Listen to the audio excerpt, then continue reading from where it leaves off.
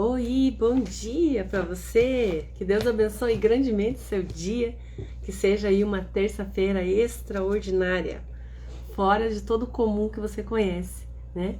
Porque Deus nos dá essa capacidade todos os dias de fazer as melhores escolhas e viver o extraordinário que Ele preparou para nós. Oi, Luzia, tudo bom? Bom dia. Oi, Maria. Um bom dia para vocês. Oi, Ana. Ali, bom dia. Tudo bom? Glória a Deus por mais um dia. Como a gente tem motivos para agradecer, né? Só o fato de a gente estar aqui, mesmo ter esse friozinho, né? Acabou o verão em Curitiba, agora só o ano que vem. Desse jeito. São dias raros aqui, mas aproveitamos bastante, né? Que bom. Então, vamos lá, né? Vamos ler esse capítulo 14 desse provérbio inteiro, esse livro lindo, né? É como se fosse uma continuação do 13. Nesse trecho, ele dando como exemplo para nós, né? A sabedoria dos sábios, aquilo que os sábios fazem, aquilo que eles repetiam, aquilo que sai da boca de quem tem a sabedoria, né? Tem um trecho aqui do provérbio, acho que é o provérbio 4, que fala que o coração fala daquilo que está cheia a boca. Então a gente precisa se encher daquilo que é verdadeiro, daquilo que é bom, daquilo que é reto, daquilo que é íntegro, para que da nossa boca também saiam essas coisas, né? Oi, Lourdes, bom dia. Então vamos lá, vamos começar essa leitura. Diz assim: a mulher sábia edifica a sua casa, né? Como é importante o papel da mulher dentro da família. Mas com as próprias mãos a insensata a derruba a sua, diz aqui, né? Em algumas traduções diz a tola, né? O lugar da insensata. Quem anda direito teme o Senhor, mas quem segue caminhos enganosos o despreza. A conversa do insensato traz a vara para as suas costas, mas os lábios dos sábios os protegem. Onde não há bois e celeiro fica vazio. Onde não há bois, o celeiro fica vazio. Mas da força do boi vem a grande colheita. Interessante esse provérbio, né? Onde não há bois, o celeiro fica vazio, né? Quem ajude na colheita. Mas da força do boi vem a grande colheita. A testemunha sincera não engana, mas a falsa transborda em mentiras. O zombador busca sabedoria e nada encontra, mas o conhecimento vem facilmente ao que tem o discernimento, né? Aquele que presta atenção no que está acontecendo, né? Aquele que atenta para os detalhes.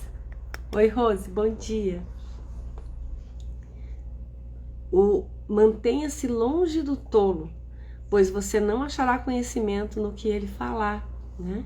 A sabedoria do homem prudente é discernir seu caminho, mas a insensatez dos tolos é enganosa. E o trecho de ontem falava da importância de você não andar com pessoas que são tolas. E sabe aquela coisa da gente ter a ânsia assim, de querer ensinar, de querer falar para as pessoas, de querer o tempo todo estar apontando o caminho, olha, vem por aqui, tal, né? Eu tenho tido um pouco de contenção nisso, né? Porque eu vejo assim que a pessoa, ela é responsável pelas próprias escolhas.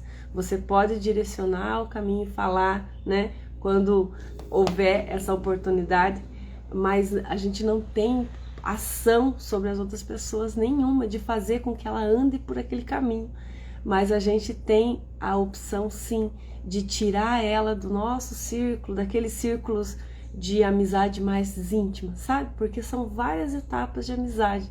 A amizade quando de acordo com o grau de conexão, né? Eu aprendi isso nesse curso que eu estava fazendo nas segundas-feiras.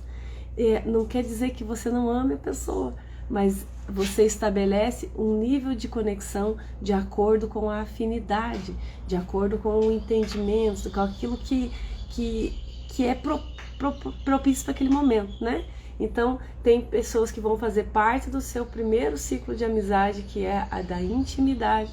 Tem pessoas que vão fazer parte do segundo ciclo da sua vida, né? Que já é um nível um pouquinho maior. Quero ver se eu trago isso para mostrar para vocês. Tem o desenho, né? De todos esses ciclos, acho que são 5. E mostra como exemplo a vida de Jesus. Jesus tinha 12 apóstolos, né? Tinha uma multidão que o seguia, né? Aí ele tinha os discípulos que estavam ali aprendendo com ele, que quando ele mandou para as cidades, ele mandou de 12 em 12, eram mais de 70. E aí tinha os 12 que andavam com ele, que eram os discípulos mais próximos com ele. E desses 12 tinha João, Pedro, Tiago e João, né? Que eram aqueles que estavam na intimidade com Jesus, aqueles que ele iam orar junto com Jesus. Então Jesus estabelecia o níveis de conexão com essas pessoas, né? Então por que a gente tem que colocar todo mundo dentro do nosso ciclo de intimidade e às vezes você fica abrindo a sua vida para pessoas que não têm a mesma conexão com você, né? E aí você se fere. Então é muito importante a gente estabelecer limites na vida das outras pessoas.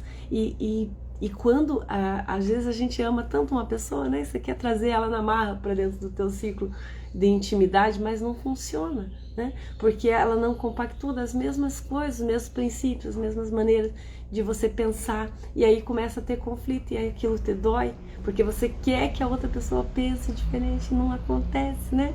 Então é interessante isso. E isso envolve... Não importa o grau de parentesco, né, que a pessoa tem, você pode estabelecer limites dentro da sua vida, pessoas que você vai falar só tal coisa, outras você vai falar só isso, outras você vai, né? E dentro do ciclo de intimidade é uma pessoa que cabe ali dentro, né? No máximo 2 e só. Né? E tá tudo bem, é normal, né? Para que a gente não se fira. É importante a gente estabelecer limites para as pessoas que nos cercam, né? É muito interessante isso. E eu desconhecia esse princípio porque eu quero trazer todo mundo para perto, sabe? E aí nem todo mundo se alegra com as suas alegrias, nem todo mundo tá conectado com aquilo que você pensa, com aquilo que você faz, com aquilo que você age, e essas pessoas acabam te desanimando. Aí você vai abrir um sonho para alguém e a pessoa te destrói antes mesmo daquilo começar, né? Não funciona. Não é para todo mundo que você vai contar, não é para todo mundo que você vai se abrir, né? Isso é muito interessante. E tem coisas que é só para com Deus mesmo, até que aquilo aconteça. É assim, e tá tudo bem, é normal, né? É interessante isso. A gente saber que a gente pode e precisa estabelecer limites. Esse conceito está dentro desse livro que a gente estava estudando. O autor é o Danny Silk, né? E como é que é o nome do livro agora, meu Deus? Eu vou ter que trazer para você amanhã, porque eu não consigo nem me lembrar o nome do livro. Eu sei que fala do amor lá, né? Mantenha o seu amor aceso. É esse. Aí você pensa assim que é para relacionamentos, mas não. Fala principalmente do relacionamento teu como pessoa para com Deus, né? Mantenha o amor aceso. Mantenha o amor aceso, né? É muito lindo esse livro, muito... A gente aprende demais com isso. E tem audiobook. Porque depois eu ponho na live aqui o nome certinho e o autor, se você tiver interesse em conhecer mais sobre esse assunto, né? O último capítulo trata de limites. O primeiro capítulo trata da personalidade, da forma como as pessoas são, né? E pensam. É muito interessante. Muito interessante. Então, vamos continuar lá do que a gente parou. Vou ler aqui a partir do 4. Onde não há celeiro... do boi, já lemos, né?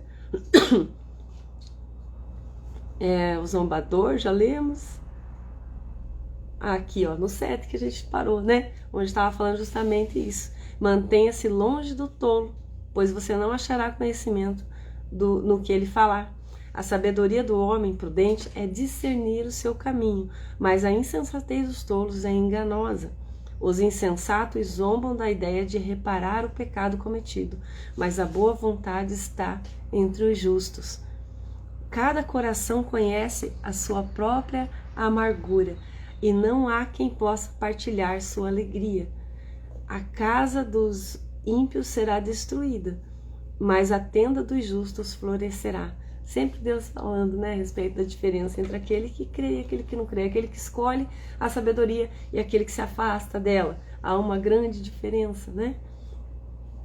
Há caminho que parece certo ao homem, mas no final conduz à morte. Mesmo no riso, o coração pode sofrer, e a alegria pode terminar em tristeza. Os infiéis receberão a retribuição de sua conduta, mas o homem bom será recompensado. Então, às vezes a gente pensa e acha assim, né, que só porque a gente está com Deus, a gente não pode ter sofrimento nenhum, não vai ter dor nenhuma, não vai ter tristeza nenhuma, né?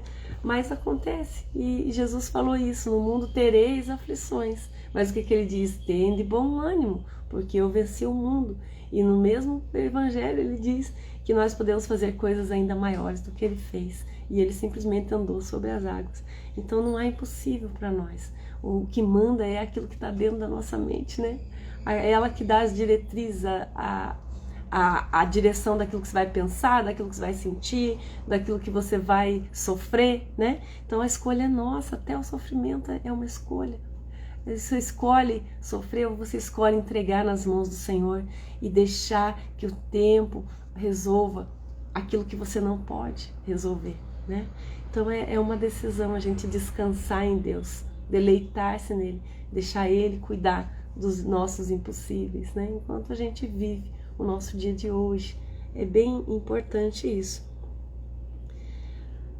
Os infiéis receberão a retribuição de sua conduta. Olhando lá o 14, né? Não sei se nós paramos aqui. O inexperiente acredita em qualquer coisa, mas o homem prudente vê bem onde pisa. Acho que nós, vamos ver se a gente não pulou alguma coisa. Pulamos não pulamos, estava no 13. Mesmo no riso o coração pode sofrer e a alegria pode terminar em tristeza. Os infiéis receberão retribuição de sua conduta, mas o homem bom será recompensado. O inexperiente acredita em qualquer coisa, mas o homem prudente vê bem aonde pisa, né? O sábio é cauteloso e evita o mal, mas o tolo é impetuoso e irresponsável, né? Sai fazendo, sai sem pensar. A gente precisa parar para pensar. A gente precisa parar até para pensar, né? No que eu estou pensando, o que está ocupando o meu pensamento, o que está ocupando a minha mente nesse momento. É isso mesmo que eu quero pensar? Não. Então sai daí, pensamento. Nós temos domínio sobre as nossas vidas, é isso que a gente precisa saber. Nós não somos obrigados a ficar alimentando pensamentos que nos entristecem, pensamentos ruins. Não, nós não somos obrigados. Pelo contrário, a nossa alma, que é responsável por tudo isso, pelas vontades, pelos pensamentos, pelas emoções, ela precisa estar submetida à autoridade do Espírito Santo de Deus, porque ele sim fala a respeito da nossa identidade, daquilo que nós somos diante do Pai, né? E nós não somos fruto de circunstâncias, nós somos eternos, nós somos feitos à imagem e semelhança de Deus, nós somos filhos dele, né? E isso é muito importante, que ocupe os nossos pensamentos, e qualquer derrota, qualquer dificuldade que você está passando, tenha passado, isso fez parte do seu crescimento. A gente, como sabe, né, aprende com as oportunidades, com as dificuldades, com tudo aquilo que acontece na nossa vida. Deus tem a condição de convergir em bem. É isso que a palavra fala, que todas as coisas cooperam juntamente para o bem daquele que ama a Deus. Glórias ao Senhor por isso, né? No 17, quem é irritadiço faz tolices, e o homem cheio de astúcias é odiado. Os inexperientes herdam a insensatez, mas o conhecimento é a coroa dos prudentes. Os maus se inclinarão diante dos homens de bem, e os ímpios às portas da justiça. A palavra falando que tudo, no final, vai convergir para aquilo que é justo. A palavra lá em Apocalipse fala que nos últimos tempos todo joelho se dobrará diante da autoridade de Deus. Então a justiça vai ser restabelecida, né? Ainda que demore aos nossos olhos, Deus tem um tempo certo para que cada coisa aconteça. Enquanto isso, ele usa da longanimidade dele para trazer aqueles que não creem, aqueles que estão agindo com insensatez, aqueles que estão vivendo ainda na tolice, para que conheça a grandeza da sabedoria dele, né? Deus dá chance até o último momento. Enquanto isso, ele cuida dos seus, né? Para que nada de mal lhe suceda, para que a gente não caia nas armadilhas, para que a gente ande de acordo com essa justiça, né? Esse é o direcionamento do Espírito Santo na nossa vida, E a escolha de seguir por onde Ele está direcionando é nossa, sempre é nossa. No 20, os pobres são evitados até por seus vizinhos, mas os amigos dos ricos são muitos. Quem despreza o próximo comete pecado, mas como é feliz quem trata com bondade os necessitados, né? Não é certo que se perdem os que só pensam mal? Não é certo que se perdem os que só pensam mal? Mas os que planejam o bem encontram amor e fidelidade. É aquilo que vai estar ocupando seus pensamentos. O planejamento, ele é fruto de um pensamento. Você primeiro pensa, entende, mede todas aquelas coisas e depois planeja, depois atua. Chega, ainda não. Vai lá brincar lá, vai lá. Ah, meu Deus. Hoje acordou cedo essa criaturinha, né? Fica mordendo a minha mão aqui. Não, Apolo, não vou brincar agora. Não. Ele não conhece bem essa palavra. Ele é muito indisciplinado. Tem liberdade até demais, né? Eu falo que é cachorro criado por vó, né? A mãe deixa ele fazer tudo que ele quer. Não funciona. Ontem a gente leu a respeito disso, que o limite é importante, né? Para que a gente conheça aquilo que é certo e aquilo que é errado, em tudo. No 23, ó, todo trabalho árduo traz proveito, mas só falar leva à pobreza. Mas só o falar leva à pobreza, né? Todo trabalho árduo traz proveito, mas só o falar leva à pobreza. A riqueza dos sábios é a sua coroa, mas a insensatez dos tolos produz apenas a insensatez. É o fruto daquilo que está plantando. A testemunha que fala a verdade salva vidas, mas a testemunha falsa é enganosa. Aquele que teme o Senhor possui uma fortaleza segura, refúgio para os seus filhos. O temor do Senhor é a fonte de vida e afasta das armadilhas da morte.